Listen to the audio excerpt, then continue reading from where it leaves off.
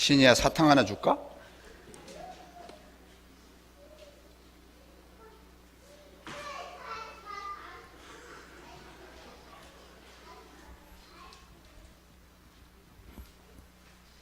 오늘 저는 무슨 말씀 드리려고 하는가 하면, 우리가 무슨 축복을 받든지 아니면 돈을 받든지, 축복이라고 하는 범주 안에 다 들어가겠지만은, 내가 지금 내 손에 들고 있는, 내가 살고 있는 내 삶의 향유는 결국은 누군가의 희생에 의해서 된 것이지 완전히 순전히 나의 공적에 의해서만 된 것은 아니다. 그러므로 내가 지금 아무리 놀라운 축복의 삶을 산다고 할지라도 거기에 너무 매몰되지 말고 내게 축복이 될 수 있도록 희생한 누군가를 기억하는 것이 사람됨의 도리고 진정한 감사다, 이런 말씀을 드리려고 합니다. 여러분도 신문에서 읽으셨겠죠?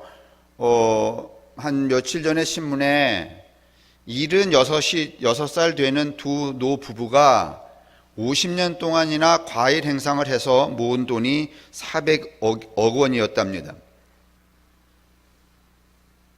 그런데 이 노부부께서 그 400억 원을 자녀들에게 물려주지 않고 다 사회에 환원을 한다, 이런 기사가 실렸습니다.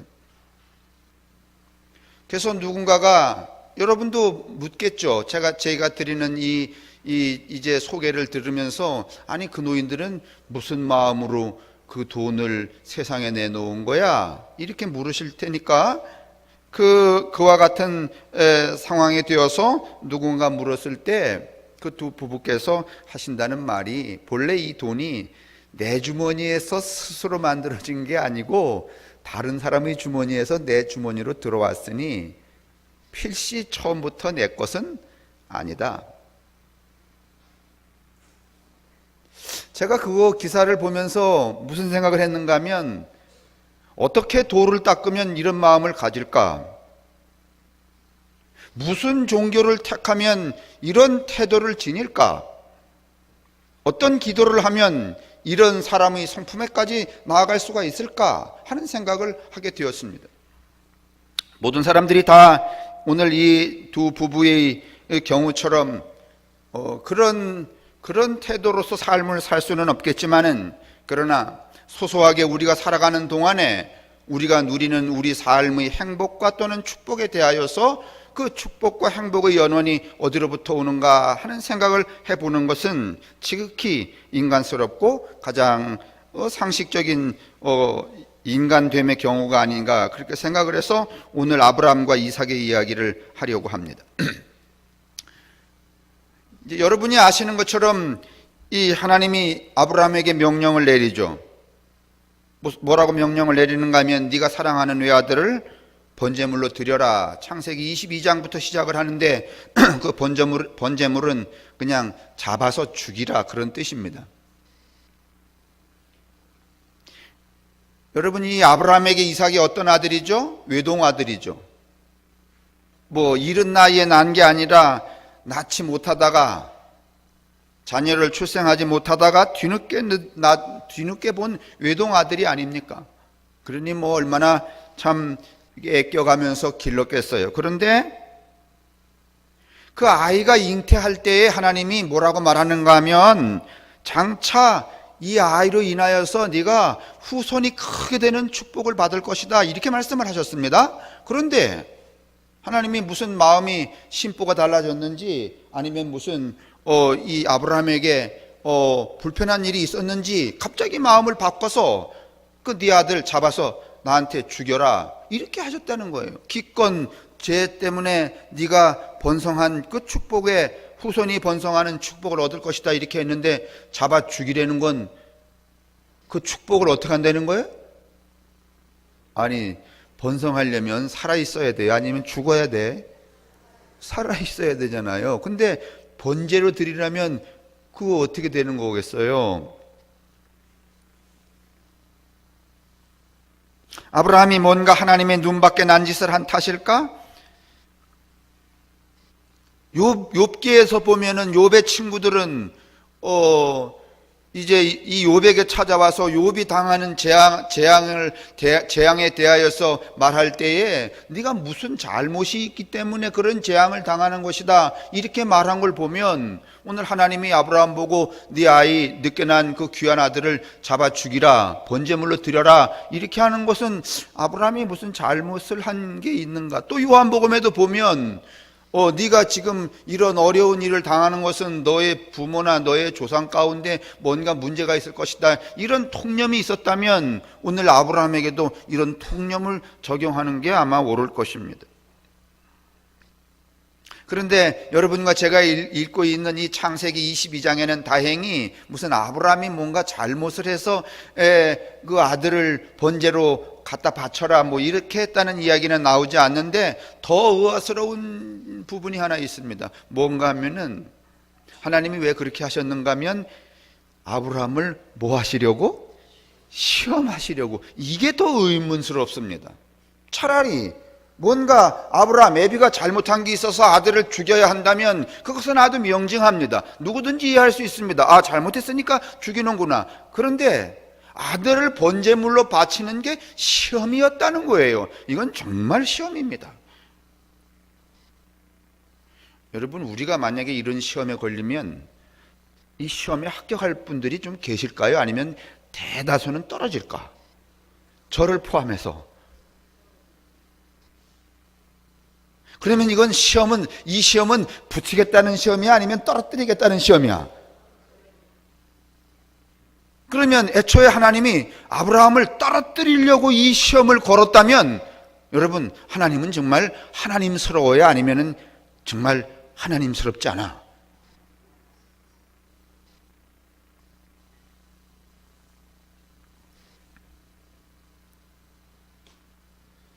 하나님이 시험 때문에, 그러면 이 시험의 정답은 아들을 죽이면서까지 하나님에게 순종하는 것이어야 합니다. 입 닥치고. 그리고 아브라함은 그 시험을 무사히 통과해서 결과론적으로 하나님의 약속한 더 큰 축복을 받게 되었다, 이렇게 되어 있습니다. 축복, 내가 축복하겠다 이렇게 말하고, 시험을 통과해서 축복했다. 여러분, 축복입니다. 그러면 이 축복의 그 내면, 축복의 이면, 축복의 뒤에는 여러분 축복의 뒤에는 무엇이 있습니까? 아브라함이 받게 됐다는 이 축복의 뒤에는 무엇이 있는가? 그래서 오늘 여러분과 제가 읽은 이 히브리서 11장 17절 19절도 이 아브라함의 믿음을 칭송하는 이야기들로 가득합니다. 우리는 아브라함만 주시를 합니다. 아브라함이 받았다는 것에만 관심이 있습니다. 제가 언젠가 여러분에게 말씀드리기를, 뭔가 내 눈앞에 보이는 피사체에만 관심이 있는 것에 대하여, 또는 그 피사체가 될 수 있도록 원인을 제공한 것에 대한 이야기를 제가 무슨 비유로 드렸는가 하면 호랑이와 개 비유를 자주 들었습니다. 지금도 여러분 그렇습니다. 여러분이 집에서 기르는 개 있잖아요. 뭐 좋아하잖아요. 근데 그 개한테 이런 어떤 물건 하나를 휙 저짝으로 던지면 개가 던진 나한테로 올까요? 아니면 그 물건에게로 쫓아갈까? 만약에 여러분이 집에서 기르는 개에게 이렇게 물건을 이렇게 휙 던졌는데 절로 안 가고 나한테로 오면 그건 개가 아니라 사람입니다. 모든 개는 던진 나에게로 오지 않고 저기로 갑니다. 물건에게로 갑니다. 그런데 호랑이가 나타났어요. 그래서 내가 호랑이를 유인하려고 물건 하나를 저짝으로 던졌어요. 그러면 호랑이가 저 물건을 쫓아갈까? 아니면 내게로 덤빌까? 물론 이건 실험하기가 어렵습니다. 그러나 실험자에 의하면 그 호랑이는 물건을 쫓아가지 않고 누구를 쫓아와요? 사람에게 덤빕니다. 근데 오늘날 우리는 생각할 때에 축복 그러면 너무 저 물건에만 집중하고 있는 게 아닌가 하는 생각을 합니다. 저 물건이 만들어진 그 원인에 대해서는 생각지 않습니다. 그 물건이 뒤에 누군가가 희생을 하고 누군가가 얼마나 공헌했는가 하는 것들은 생각지 않고 내 주머니에 들린 그 물질에만 너무 집착한다는 겁니다. 오늘 히브리서 11장도 그런 예 중에 하나일 수 있습니다. 아브라함은 시험을 받을 때 믿음으로 이삭을 바쳤습니다. 더구나 약속을 받은 그가 그의 외아들을 기꺼이 바치려 했던 것입니다. 일찍이 하나님께서 아브라함에게 말씀하시기를 이삭에게서 내 자손이라 불릴 자손이 태어날 것이다 하셨습니다. 하나님께서는 이삭을 죽은 사람들 가운데서도 되살릴 수 있다고 아브라함은 생각을 했던 것입니다. 이렇게 오늘 이 아브라함에게 일어난 축복에 관하여서 누구에게만 시선이 집중하는가 하면 아브라함에게만 시선이 집중한다는 겁니다. 저는 오늘 아침에 이 아브라함에게 시선된 집중을 좀 이삭에게로 돌려보고 싶습니다. 이것을 축복으로 여기고 여러분 행복해 한다면 아브라함은 참으로 비정한 아버지입니다. 자식 새끼가 겪어야 했을 그 아픔과 그 분노와 그 절망과 그 갈등과 그리고 또 일평생 그때 그 순간을 짊어지고 살아가야 할 그것에 대해서는 요만큼도 생각지 않는, 그냥 애비 자기에게 돌아온 축복에만 눈이 먼 비정한 아버지가 아니겠습니까? 그러니까 간단히 말하면 이 아브라함은 누구 팔아서 축복을 얻은 거야? 아들 안 팔았어요? 다시 말하면 아들을 매개물로 하여서 축복을 받은 거죠? 맞죠? 그러면 이 아버지가 당신은 뭐 축복을 받았을 때는 적어도 축복의 말이지 그냥 그 해대고 이러지 말고 누구를 생각했어야 되는 거야? 여러분이 거의 아브라함 수준 같아. 누구 팔아서? 자식 팔아서 호강하려고 하는 부모들.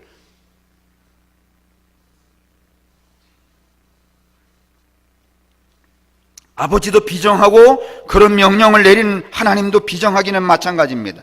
요즘 같으면 아마 청문회를 하든지 그래서 아버지도 소환하고 하나님도 소환하고 이런 일을 하고 여론이 말이지 그 청와대 국민청원 게시판에 막 20만 명, 100만 명 막 이렇게 되지 않았겠습니까? 청와대 청원 게시판은 아시죠?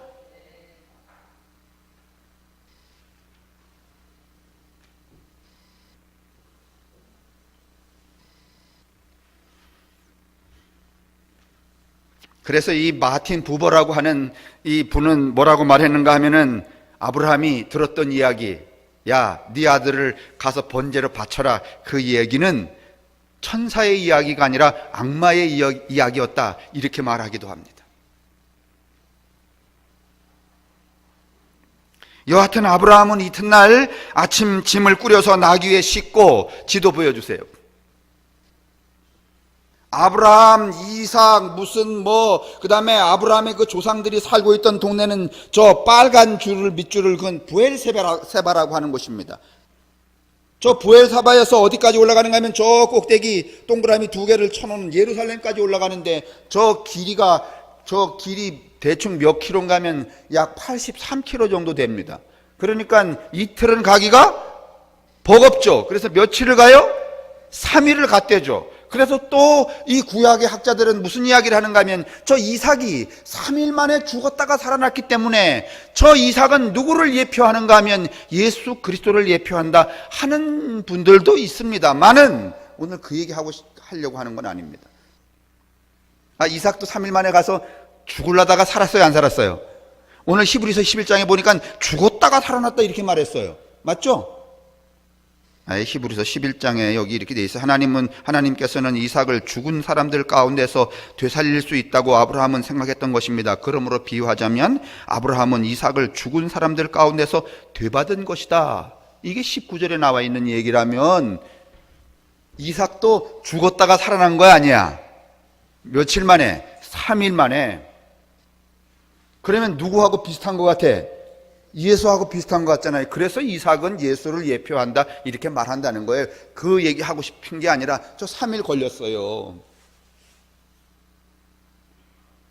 그럼 3일 걸려서 가는 동안에 아버지가 아들한테 이런저런 자초지종을 이야기했어요? 아니면 입 닫고 갔어요?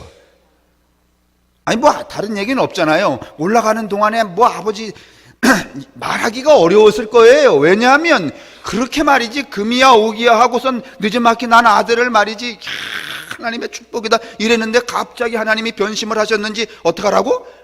잡아 죽이라고. 그래서 그 아들을 데리고서는 여러분 이제 저 예루살렘으로 모리아산으로 가는 그 아비의 심정이 랄랄라 이거였겠어요? 소풍 가는 기분이었겠어요? 아니면 정말 말할 수 없는 형언할 수 없는 감정이었겠어요? 여러분 같으면 우리 같으면 일단 떠나지도 출발도 안 합니다. 뭐 출발.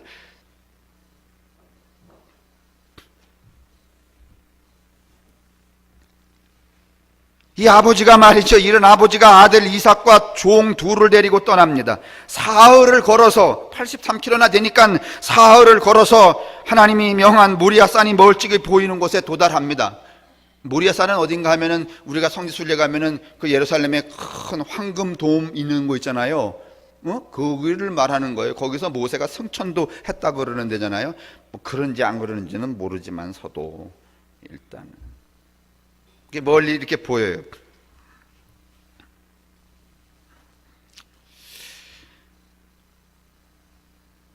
그 모리아산 저 이제 83km를 가서 예루살렘이 보이는 그 산 건너편 뭐 감람산이든지 뭐 아니면은 뭐 올리브산이든지 그쯤에서 봤겠죠. 건너편을 보면서 이제 종들은 내버려 두고 두 아들이 말이죠. 건너편을 올라가서 저 산 꼭대기로 저 산쪽 산에 있으니까 올라갑니다.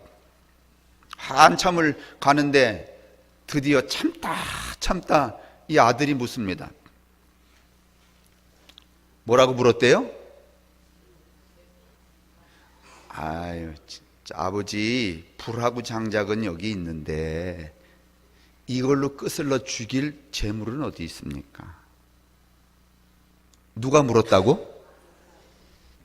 재미나게 물었을까? 아니면 피를 토하듯이?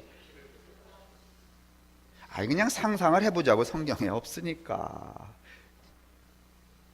여러분하고 저는요 어디에 눈이 멀어서 이런 것들을 잘 생각하지 않는가 하면 뭐에 눈이 멀어서? 축복에 그냥 눈이 멀어서 이런 생각을 안 해요. 남의 일이거니 하고.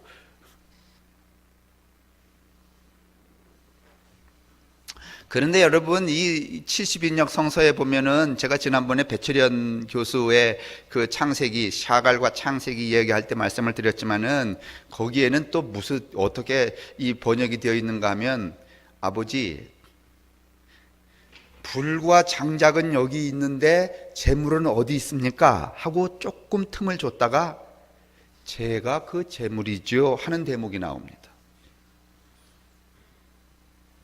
누가 그렇게 말한다고요? 애비가 아니면 아들이?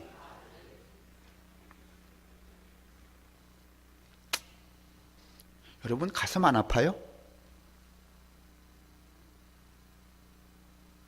아브라함의 축복이 이렇게 가슴 아프게 시작된 겁니다, 여러분. 아마도 아들은 집을 나서는 그날부터 사흘 동안 내내 궁금했을 것이고 불안했을 것입니다. 그러나 아비의 비장한 모습에 눌려서 묻지를 못했겠죠. 비장함이었을 수도 있고 아주 말할 수 없는 뭐 그런 감정이었을 수도 있고 겨우겨우 이 아들이 이렇게 묻자 아비가 대답을 합니다. 참 대답이라고 궁색하기 그지 없어요. 이다 기다가 아니야. 아버지 재물은 어디 있습니까? 라고 묻자 글쎄 하나님이 준비해 놓지 않았을까?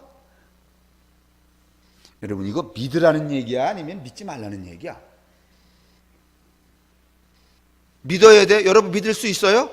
지금 아들 데리고 이제 죽이러 가. 저 금병산으로. 그래서 올라가서 저 한 8부에서 이렇게 쉬게 되는데 아들이 물어요. 아버지 어디로 가는지 알아 이제 뭔지를. 아버지 장작도 있고 불도 있는데 재물은 어디 있죠? 아들이 그렇게 물을 때 아버지가 글쎄 하나님이 준비해 놓지 않았을까? 그러면 이 아들이 휴 이랬을까요?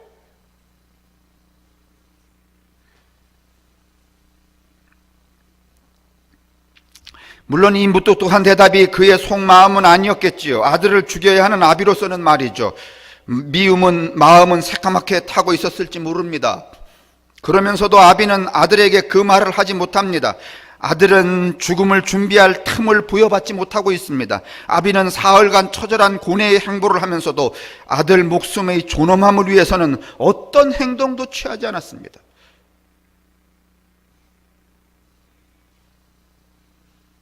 여러분, 아브라함이 받았다는 축복은 이렇게 된 겁니다. 여러분, 축복을 너무 그렇게 그냥 달콤하게 홀라당 축복만 따먹지 마십시오. 그러니까 제 얘기는요, 오늘 내가 축복을 누리는 것은 그게 무슨 무슨 추수의 축복이든지 무슨 축복을 누리는 것은요, 그냥 내가 따먹기만 하면 되는 게 아니고 그 축복이 되도록 헌신하고 기여한 사람들에 대한 기억도 해야 된다. 어떻습니까? 맞습니까?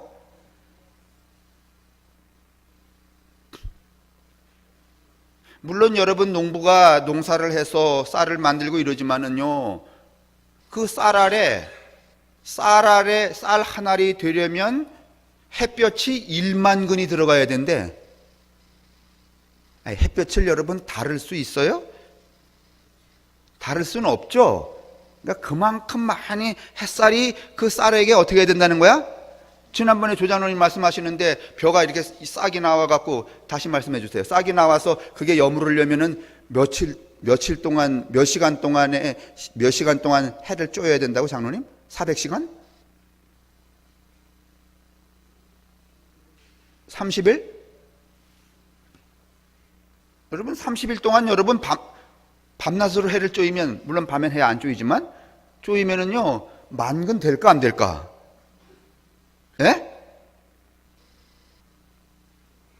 그래서 여러분, 하나의 쌀알이 축복으로 만들어지는 것이지 그냥 내 손 안에 있는 그것으로 결정이 되는 게 아니라는 거죠.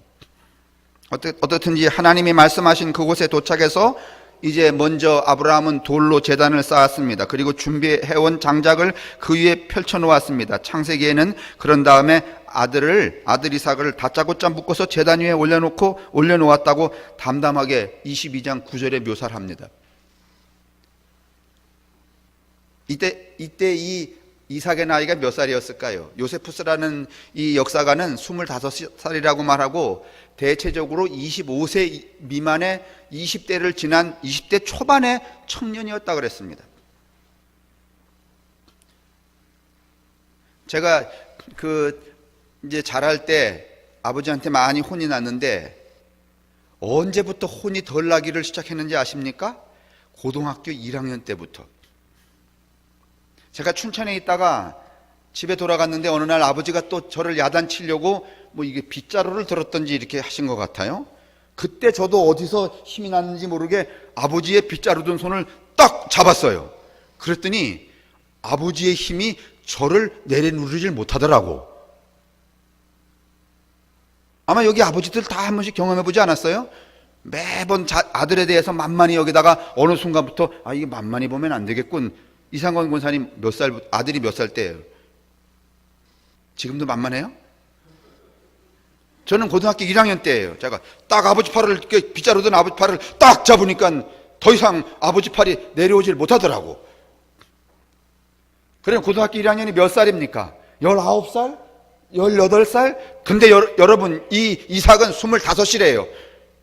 아버지가 묶을 때 여러분, 그냥 묶으세요. 도망갈 수도 있고 말이지, 반항할 수도 있고 아버지를 패대기 칠 수도 있었는데, 그래서 어떤 사람은 뭐라고 말하는가 하면, 이 아버지가 아브라함이 이삭을 묶어서 단 위에 올려놓을 때 어떻게 했는가 하면 기절을 시켰다 그래요. 상상하기가 어려우니까 여러 가지들을 하는 거예요, 쉽게.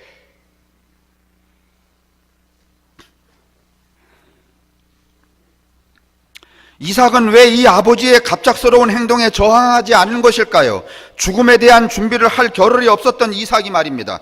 산을 오를 때 장작을 메고 갔다는 정황으로 보면 21세에서 23세 정도는 되었을 거라고들 짐작을 합니다. 이 정도 나이면 아버지를 완력으로도 제압할 수 있는 힘이 있는 나이입니다. 아니, 도망도 칠 수 있는 나이입니다. 아버지를 전복시킬 수도 있는 나이입니다. 요세푸스는 이삭의 나이가 25세였다고 유대 고대사에 기록해 놓고 있습니다. 이래서 아브라함이 아들을 혼절시켜서 정신이 없게 만든 다음에 묶어서 장작더미에 올려놓았을 거라고 말하는 이들도 있습니다. 사진 보여주세요. 칼 들었어요? 다음 사진. 칼 보여요? 예? 안 보여요? 그 다음 앞에 사진. 저기 렘블란트의 그림입니다. 이삭을 번제단에 올려놓고 칼을 든 아버지의 모습인데, 여러분, 절 보세요. 이제 아버지가 아들, 어떤지 번제라는 것은 이렇게 각을 떠야 되는 거니까 칼을 들어야 되잖아요. 이 들었을 때 아버지하고 아들이 눈이 맞았을까, 아니면은 다 눈을 질끈 감았을까? 감으면 어디를 찔러서 어떻게 죽이고 어떻게 각을 떠?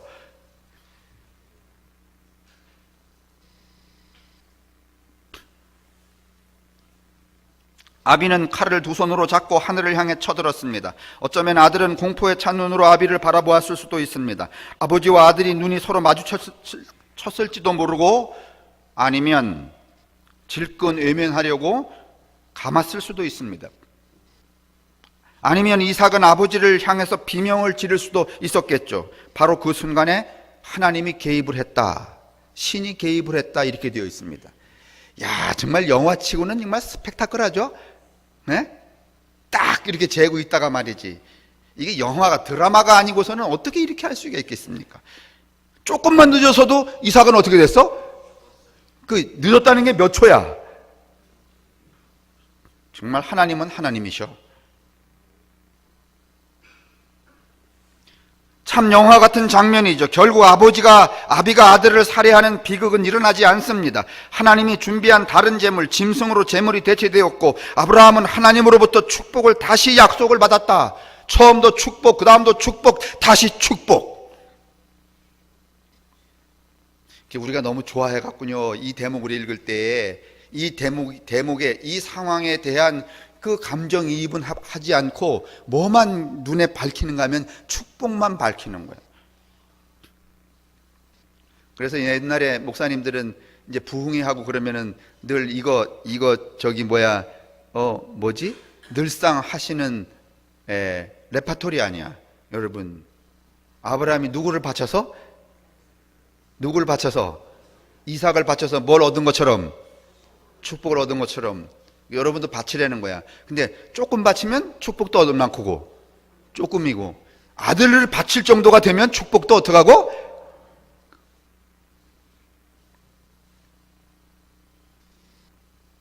이렇게 설교하는 목사님이 계시면 이걸 시연을 해봐야 돼. 아들을 데리고 나와갖고 저기서부터 장작을 지고 와서 여기다 말이지 장작을 쌓아놓고 올려놓고서 말이지 칼을 한번 딱 이렇게 드는 거. 오늘 왜 김경태 권사님 안 오셨을까? 이런 거 연극하면 정말 재밌을 텐데.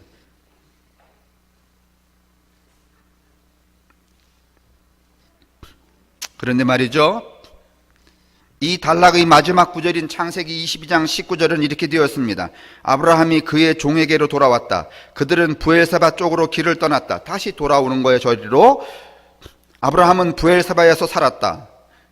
여러분, 여기서 뭐가 문제가 되는가 하면 데리고 간 이삭을 데려오지 않았습니다.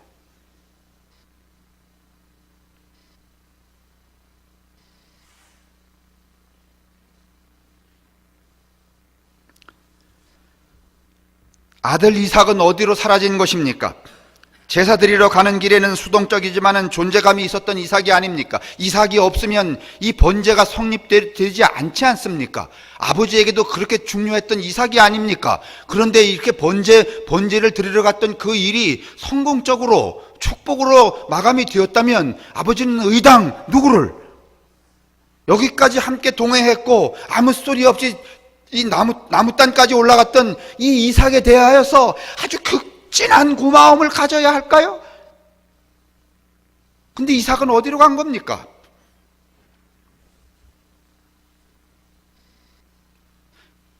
성공리에 제사를 마쳤는데도 불구하고 이삭은 왜 나타나지 않는 것일까요? 이 구절 때문에 그리스도교와 유대교와 여러 사상가들이 해석가들은 이 텍스트를 해석하는데 어려워합니다. 그중 일부는 이 구절을 실마리 삼아서 무슨 이야기를 하고 있는가 하면 이삭이 너무 상처를 크게 받았기 때문에 돌아오는 길에 없었다, 이렇게 되어 있습니다. 이게 맞다 틀리다가 아니라 오늘 제 이야기는 축복의 이면에 도사리고 있는 어떤 존재와 누군가의 희생에 대해서 말하려고 하는 거예요. 그 이야기 중에 여러분, 이 이삭이 상처를 받았을까요? 안 받았을까요?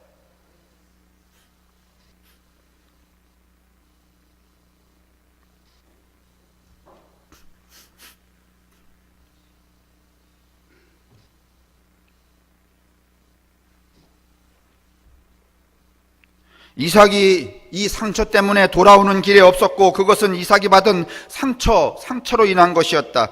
어떤 해석에는 이 사건으로 인해서 이삭은 다리를 절었다, 이런 해석도 있습니다. 여러분 그 12.12 사태 때 여러분 그 신군부가 저기 청와대인가 국방부 습격할 때에 그거 막았던 그 소령인가 중령 중에 여러분 눈먼 분도 계셨잖아요. 너무 쇼크가 커서.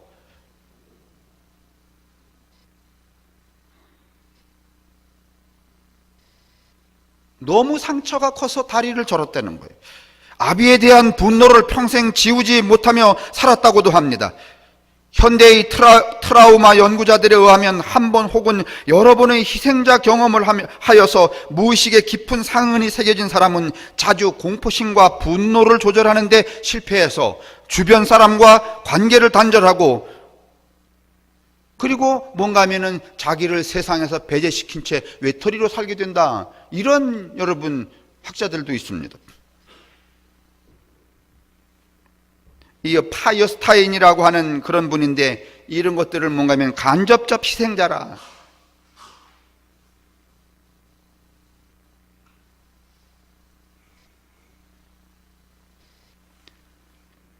그래서 아버지는 고향으로 돌아왔지만 이 아들은 아버지를 따라서 고향으로 돌아오지 않은 겁니다.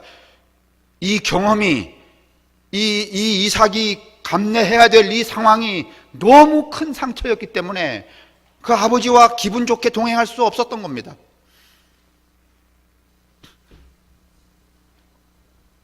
이것이 바로 아브라함이 얻었다는 축복의 배후입니다. 우리가 갖는 축복이 크면 클수록 누군가의 희생이 그만큼 그 대가로 여러분 뒤에 자리 잡고 있는 것입니다. 그런데 우리는 그만 내가 가지고 있는 그 축복의 소유에만 관심을 하고 그 배후에 있는 누군가의 희생에 대해서 기억하지 않는,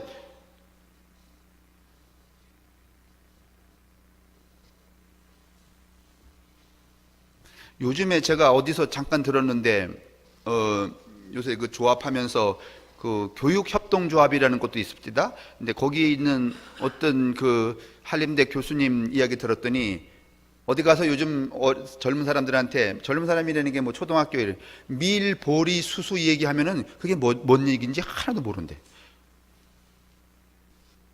본 적이 없는 거야. 그다음에 밀가루가 밀에서 왔다는 얘기를 모른대. 그럴 수 있지 않겠어요? 여러분은 아셨어요? 밀가루가 밀에서 왔다는 거. 그냥 요즘 애들은 밀가루가 저 미국에서부터 그냥 어떻게 하는 줄 알아? 오는 줄 알아. 그냥 포대에 담겨서. 참 우리가 굉장히 좀 신비한 시대에 살고 있는 거예요, 이게.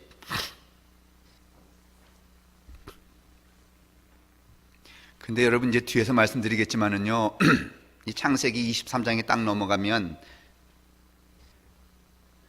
이삭이 다리를 절었는지 아니면 아버지를 따라서 안 내려왔는지 그건 잘 모르지만은 성서는 기록하기를 이 사건이 있은 직후 이삭의 어머니 사라가 죽었다, 이렇게 되어 있습니다.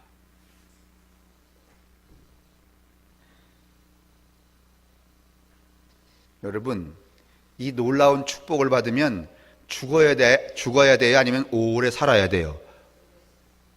예? 아니, 그럼 여러분한테, 여러분 축복 받으시고 그냥 내일 죽으실 거야? 그러면 차라리 받으실 거야, 안 받으실 거야? 근데 이 이삭의 어머니 사라는 곧 죽었다는 거야. 이게 무슨 연유일까?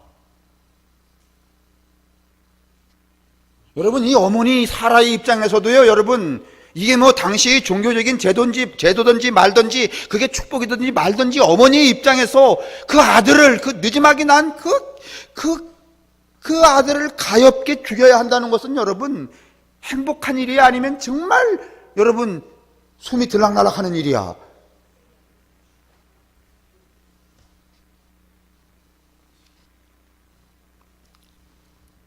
아마도 이삭이 그때의 상흔을 가지고 평생을 살았다면 그로 인해서 그의 어미 식솔 이웃까지도 심지어는 가축까지도 이 이삭이 가지고 있는 이 소위 말하면 트라우마 때문에 다 불행했을지 모릅니다. 창세기 보도로 보면 이 사건 짓고 아브라함의 아내 사라가 죽었다. 23장 2절에 그렇게 기록을 합니다. 흑자는 이 죽음을 아브라함의 제사 사건이 낳은 또 하나의 부산물이다. 그래서 그렇게 해석하는 사람도 있습니다. 아닌 사람도 있지만은 만일 그렇다면 하나님이 축복했다는 아브라함의 믿음은 그의 가족들, 그들이 이렇게 전 존재를 희생한 결과로 얻어진 것입니다. 맞습니까?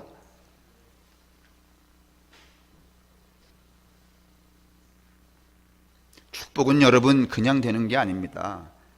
그래서 그냥 내 것으로 그냥 이렇게 가지면 되는 게 아닙니다. 오늘 여러분과 제가 살고 있는 이 삶 자체는 축복입니다. 그런데 내가 살고 있는 이 삶이 단순히 나의 노력으로만 유지되는 것은 아닙니다. 이 과일 장수 두 부부가 그렇게 돈을 모을 수 있었던 것도 누군가가 그들의 과일을 끊임없이, 물론 노력했겠죠. 안 하지는 않았겠죠. 그래도 누군가가 그들에게 자신들의 주머니를 털지 않았으면 그들의 소유가 그렇게 많아지지 않았죠. 우리의 생명이라든지 소유라든지 삶의 향유라든지 아니면은 뭐 아름다운 내 직업이라든지 이 모든 것들은 여러분 누군가의 희생에 의하여서 내게 도달했다는 사실을 우리가 잊지 말아야 한다는 겁니다. 이것에 대한 기억, 그것이 오늘 진정한 감사여야 한다는 거죠.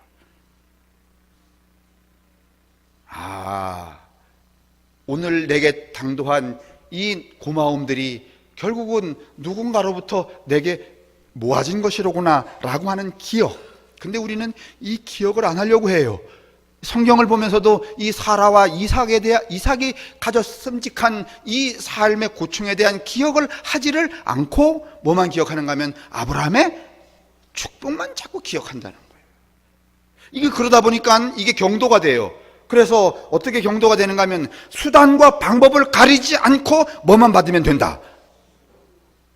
오늘 여러분 따지고 보면 대한민국의 기독교인들이 지금 이런 신앙 양태에 와 있지 않아요? 아닌가요?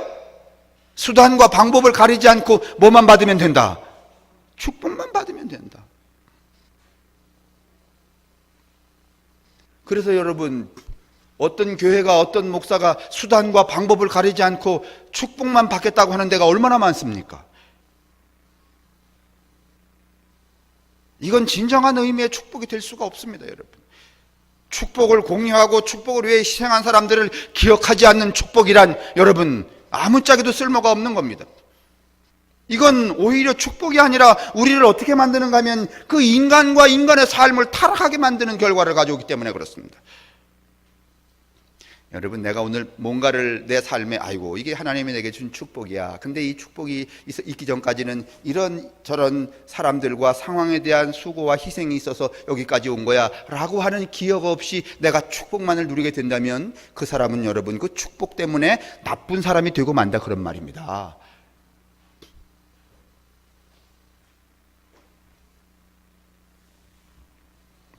그렇지 않습니까? 그러니까 오늘 여러분 우리가 이 감사의 날에 오늘 여기가 여러분과 제가 존재하는 것, 내가 또 목사로 살고 있는 것, 여러분이 또 어떤 그 지위에 어떤 삶의 자리에 삶의 내용과 삶의 형편으로 살고 있는 것, 그 모든 것들, 그 배후에 내가 그렇게 살 수 있도록 누군가가 공여한 희생과 뭔가 하면은 그 수고가 있다는 것을 어떻게 하자는 거예요? 어떻게 하자고요? 기억하자는 거예요.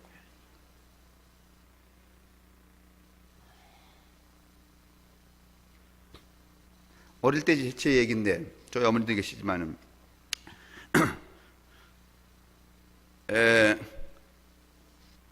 할머니를 어떻게 말씀하시려고 그랬는지는 모르지만은 늘 그런 얘기를 자주 하셨던 것 같아요. 너희들은 이 다음에 복을 받을 거야. 또 묻지 않았는데 또 이렇게 말씀하셨어요. 왜 복을 받는가 하면 너 할머니가 그저 지나가는 사람도 들어오라 해서 밥을 먹이고 뭘 퍼준대. 그래서 그 할머니의 그 삶 때문에 누가? 손주, 제가 복을 받을 거라는 거예요. 그래서 제가 요새 가끔씩 그 옛날 얘기인데 제가 지금 이렇게 살아가는 삶을 제가 복받은 삶이잖아요. 여러분 보시다시피 복받은 삶 아니에요? 아니에요? 그렇잖아요? 그 제가 그 자신을 생각할 때마다 야, 그거 옛날에 할머니가 우리 어머니한테 욕 먹으면서까지 지나가는 사람들을 데려다가 밥을 먹인 탓이로구나.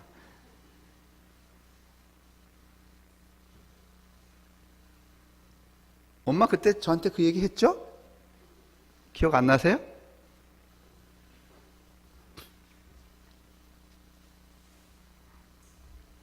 성서는 일방적으로 아브라함의 믿음과 축복을 기억하고 칭송합니다. 이것만 여러분 기억하고 칭송합니다.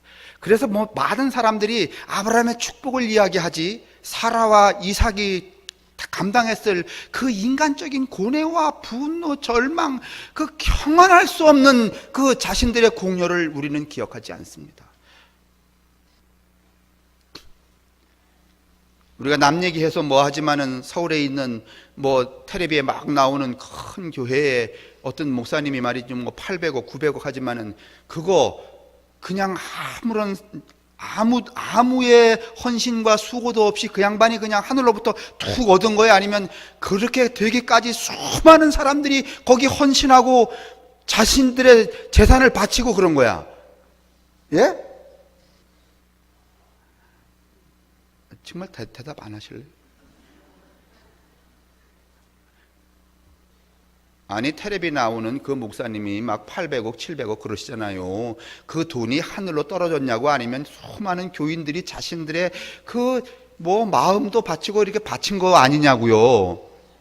그러면 그거를 쓰는 사람이 아 이게 하늘에서 떨어졌다, 하나님의 축복이야, 이렇게 끝내야 돼요? 아니면 그 축복 너머에 있는 그 수많은 사람들의 희생과 삶의 공유를 기여하고 정직하고 성실하게 살아야 돼요? 이걸 안 하기 때문에 비난이 되는 거잖아요. 근데 그런 속성이 그 얘기만 있는 게 아니라 오늘 우리 속에 편만이 깔려 있잖아요, 지금.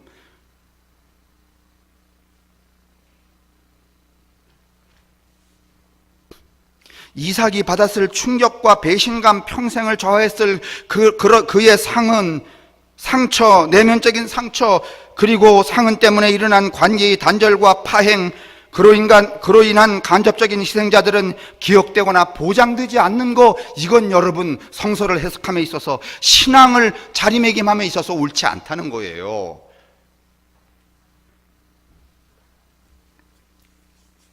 위대한 순종으로 인해 축복이 주어졌다는 바로 그 이야기는 이삭의 상처를 망각하게 했고 그로 인해 발생했을 모든 고통의 소리들을 침묵하게 했습니다.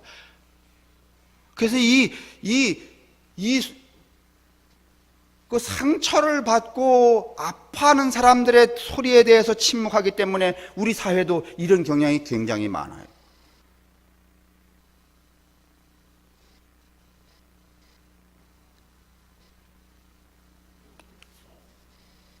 희생자의 안전과 생명이 전제되지 않는 축복이 아직도 우리 안에 최종 목표로 설정되어서 통용되고 있다는 말입니다. 그게 뭔가 하면은 오늘 우리 이 교회의 병폐예요.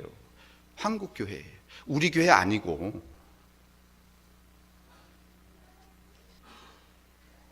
이제 설교 끝났어요. 12시기 때문에 밥 먹으러 가자. 무슨 날이었어요? 그냥 왔어요? 아들만 둘 낳고 안 낳을 거야? 내가 예언하는데 아들만 둘 낳으면 크게 손해야.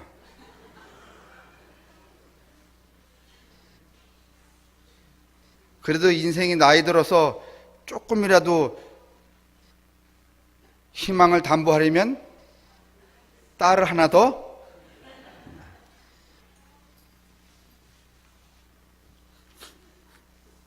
아들 가지신 분들 뭐 요새 별로 재미없죠?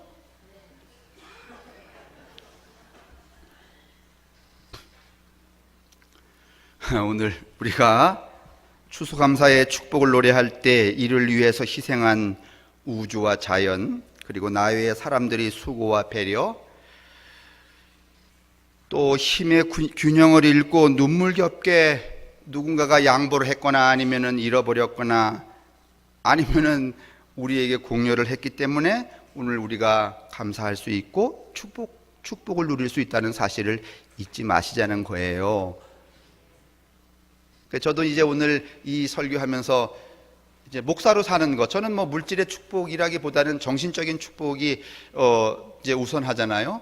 그래서 저 뒤에 송성진 목사님 교수님과 계시지만은 송 목사님이 기억하지 않으실 거예요. 유학 가실 때 제가 자주 말했던 건데, 종로서적 뒤에 있는 다방에서 만나셔갖고 제가 그때 전서였는데 이제 그 목사님이, 그때도 송 목사님은 이제 교수도 아니셨고 그러셨는데 유학을 가는 바로 그 직전에 저한테 책을 한 권 주셨어요. 이것 좀 읽어봐. 그래서 제가 받았는데 한 번 다 읽었는데도 단어를 모르겠더라고. 그래서 제가 7번 읽었다고 말씀드렸잖아요. 7번 읽으니까 좀 알 것 같더라고. 그게 무슨 책이었는가 하면 전망사에서 나온 존재 구조의 비교 연구라는 책이었어요. 기억 안 나시죠? 송 목사님.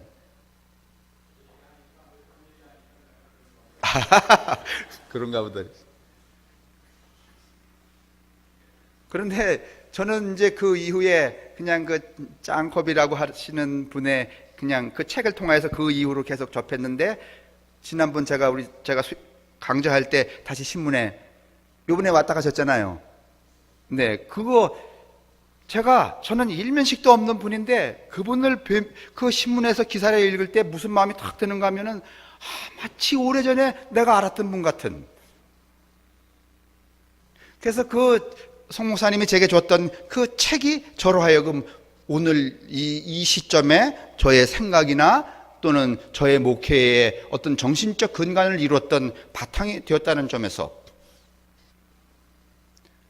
오늘 이 감사의 날에 그 목사님께 감사의 인사를 드립니다.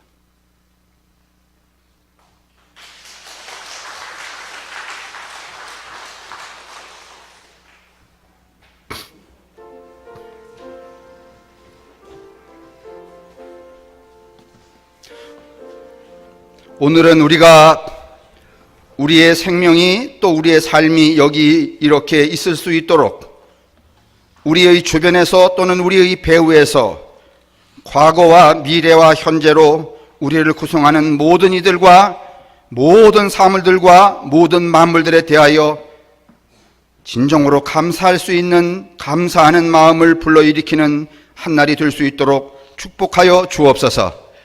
그래서 또 나는 누군가로부터 비롯된 나의 축복을 또 누군가에게 향하는 축복의 원인자들로 살아가는 그런 은총도 더하여 주옵소서. 성부와 성자와 성령의 인도하심과 복내리심이 우리에게와 우리의 가족들과 이웃들, 우리가 함께 어깨동무하며 살아가는 세상의 모든 사람들 위에 언제나 함께 하시기를 간절히 축원합니다. 아멘.